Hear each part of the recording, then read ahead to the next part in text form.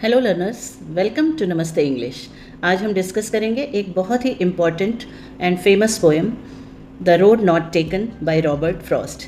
ये poem class 9th के bee hive book से ली गई है और ये पोएम जो है ये उन मोमेंट्स के बारे में बताती है जब हमें कोई डिसीज़न लेना पड़ता है। हमारे पास दो रास्ते होते हैं या दो से ज़्यादा भी ऑप्शंस या चॉइसेस होते हैं और उनमें से हमें केवल एक ऑप्शन ही चूज़ करना पड़ता है। Poet Robert Frost American poet थे जिनकी पोएम्स नेचर और लाइफ के डीप एक्सपीरियंसेस को ब्यूटीफुली एक्सप्रेस करती है। In this video you will learn poem की stanza wise, difficult word meaning, literary devices and most important message from this poem. तो चलिए समझते हैं पोएम की मीनिंग, थीम और एक्सप्लेनेशन हिंदी और इंग्लिश में, ताकि आप हर लाइन को ईजिली समझ सकें। तो सबसे पहले हम इंट्रोडक्शन देखेंगे, उसके बाद पोएट के बारे में थोड़ी जानकारी लेंगे, फिर हम सेंट्रल आइडिया या थीम के बारे में समझेंगे और एक शॉर्ट समरी भी होगी, फिर detail explanation stanza wise with word meaning and literary devices और figure of speech used in the poem and last message of the poem.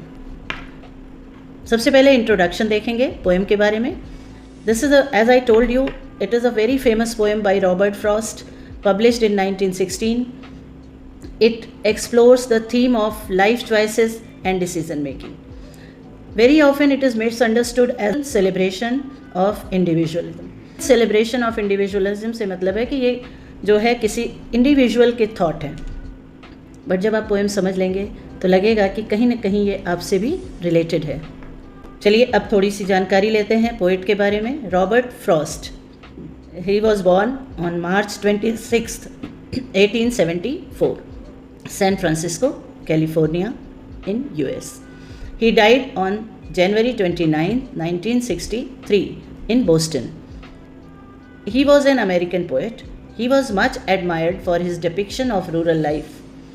मतलब कि उनकी जो पोएम थी या उनकी जो भी क्रिएशन रही है उसमें ज़्यादातर rural life as well as human nature के बारे में ज़्यादा डिपिक्शन किया गया है। He was the most highly honoured American poet of 20th century, और 20th सेंचुरी के पोइट्स में सबसे ज़्यादा अच्छी तरह से he was very well known and honoured. Several of his poems were mending wall, stopping by woods on a snowy evening and the road not taken. यहाँ पे मैं एक बात बताना चाहूँगी, कहीं पे मैंने ये पढ़ा था when I was in 12th class, this poem was in our syllabus that time. वहाँ पे मैंने ये पढ़ा था कि इस पोएम जो stopping by woods on snowy evening की लास्ट लाइन पंडित नेहरू की फेवरेट लाइन हुआ करती थी और उसे वे हमेशा अपने डेस्क में रखते थे। वो 4 लाइन भी मैं आपको यहाँ पे बताना चाहूँगी, though it is not related to the poem but very well related, anywhere you can quote with your life experiences. वो 4 लाइन्स थी। The woods are lovely, dark and deep, but I have promises to keep, and miles to go before I sleep, and miles to go before I sleep. So ये जो last की 2 lines हैं वो बहुत ही inspirational हैं। जब कभी भी आप सोचते हो कि अब नहीं होगा तो ये लाइन जो है आपके लिए इंस्पिरेशनल प्रूव हो सकती है। मेरे साथ ऐसा हुआ है, इसलिए मैंने इसका आपके साथ शेयर किया। अब हम थीम पे आ जाते हैं। रोड नॉट टेकन पोएम की थीम क्या है? Every choice excludes other possibilities, कि अगर हम किसी एक को चुनते हैं तो जो दूसरी चॉइसेस हैं वो उनकी पॉसिबिलिटी जो है वो रह जाती है। जैसे 2 रास्ते अगर हैं तो एक ही चुनेंगे तो दूसरे में क्या होना है, क्या पॉसिबिलिटीज़ है वो एक्सक्लूड हो जाएगी, वो हमारे पास नहीं आएगी। इसी तरह दूसरा है जो central idea, future impact of choices is unknowable. जो हमारे पास चॉइसेस या रास्ते आते हैं जिनमें से हमें चुनना है, हमें उसके बारे में पता नहीं होता है। वो एक तरह का रिस्क है, एक तरह का आप कह सकते हो गैम्बलिंग भी है। उसमें प्रॉफिट भी हो सकता है, लॉस भी हो सकता है, सक्सेस भी मिल सकती है, फेलियर भी मिल सकता है।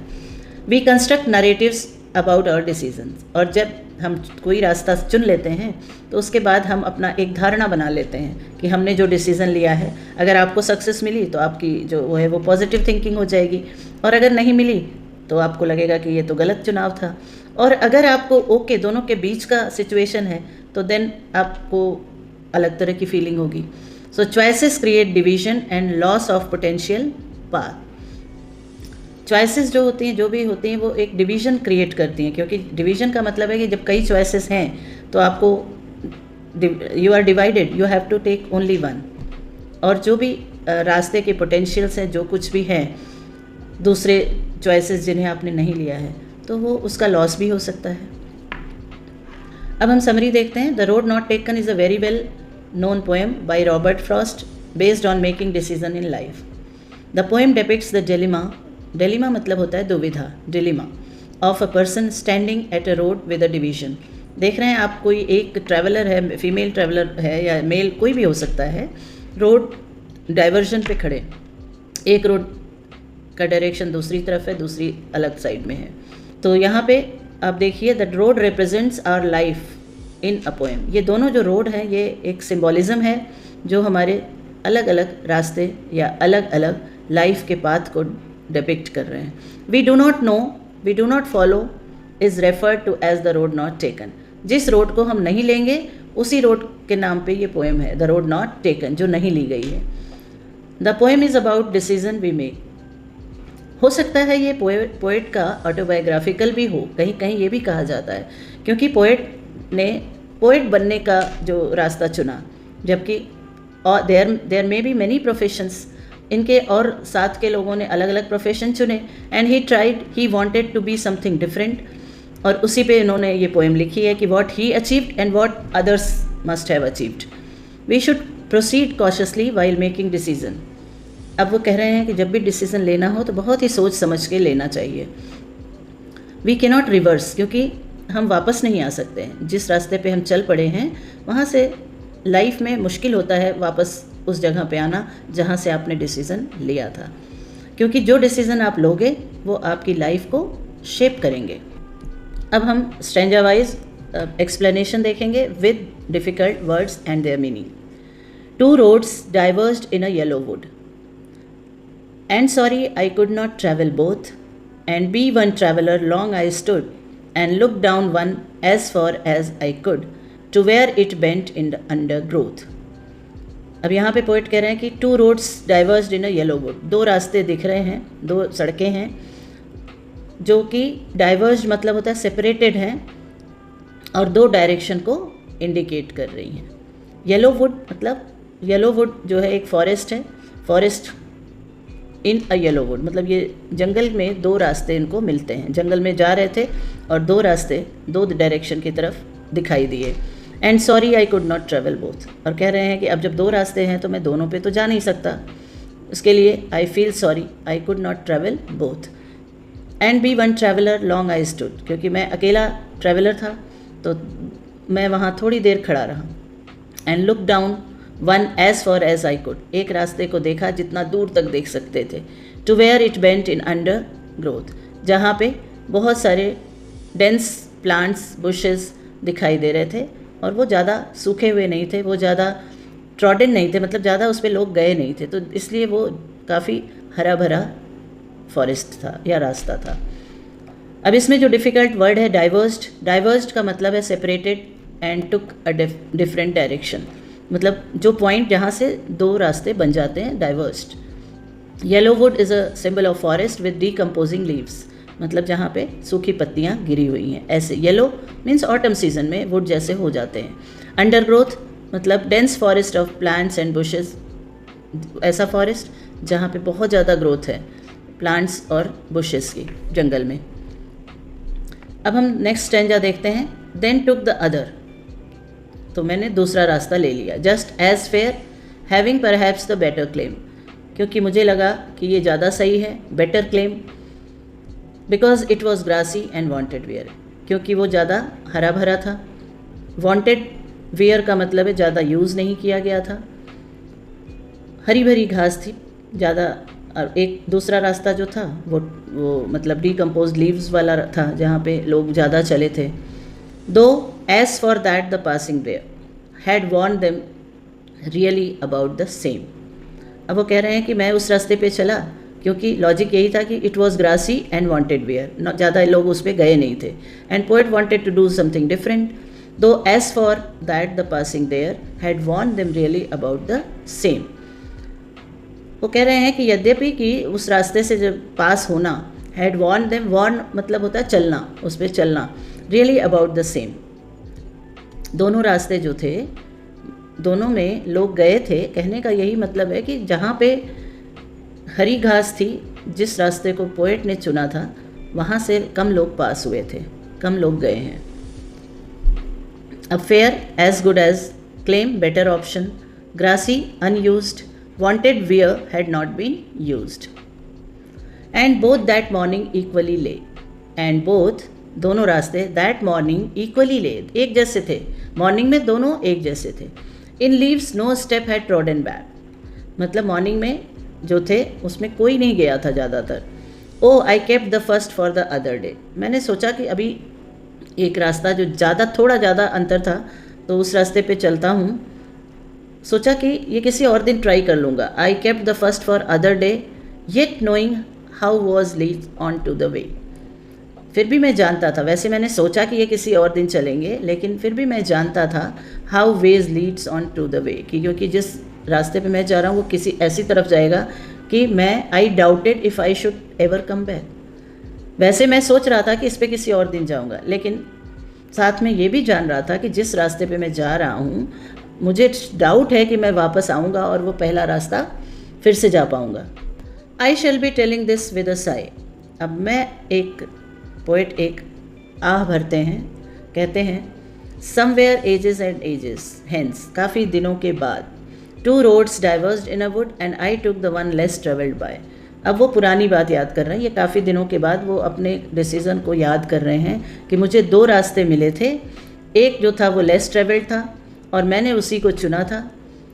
That has made all the difference, और उसकी वजह से आज मेरी जो लाइफ है वो है, क्योंकि यही पोएट बताना चाहते हैं कि जो भी आप डिसीज़न लोगे that will shape your life.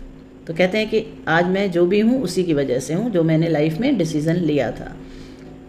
Sai का मतलब होता है डीप ब्रेथ, मतलब एजेस के, बहुत दिनों के बाद पोएट एक रिग्रेट नहीं कह सकते, याद कर रहे हैं, एक गहरी सांस लेके याद कर रहे हैं उस दिन को जब उन्होंने वो डिसीज़न लिया था। Hence means therefore in future. तो hope you must have learn and you must have understood the poem.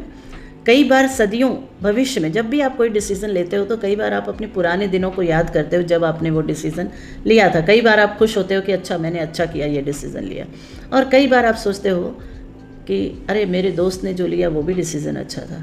Because this is human nature, we look before and after and pine for what is not. आगे पीछे देखते हैं, जो मेरे पास है वो देखेंगे, जो दूसरे के पास है वो देखेंगे।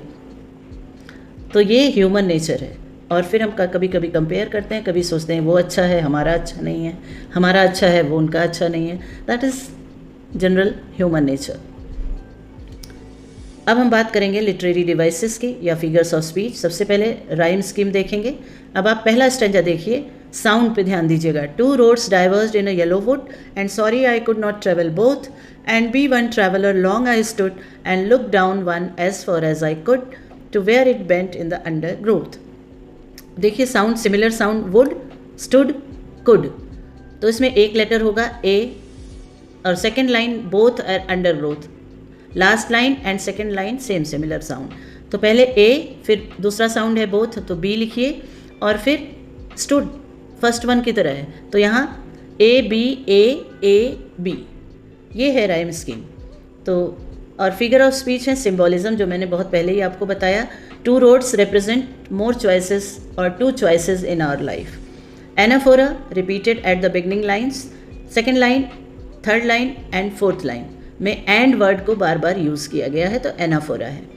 एलिट्रेशन, वोवल साउंड नहीं, कॉन्सोनेंट साउंड। वांटेड वेयर, वह साउंड इज रिपीटिंग। और फिर फर्स्ट, फॉर, अब देखिए वो भी फर्स्ट साउंड इज रिपीटिंग। दो, दैट, तो ये आप पोएम से ढूंढ के आप खुद पता कर सकते हैं। मैंने इस पे फिगर्स ऑफ स्पीच पे एक वीडियो भी बनाया है 2 पार्ट्स में, आप उसे रेफ़र कर सकते हैं समझने के लिए। फिर इसमें एक और फिगर ऑफ स्पीच है repetition. Ages is repeated, ages and ages, तो इसलिए यहाँ पे रेपिटिशन है।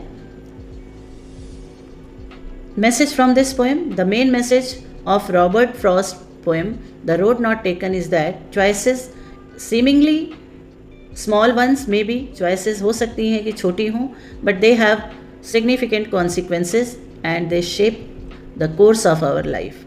हमारी ज़िंदगी को एक नया रूप देते हैं, एक आकार प्रदान करते हैं हमारे लिए गए डिसीज़न।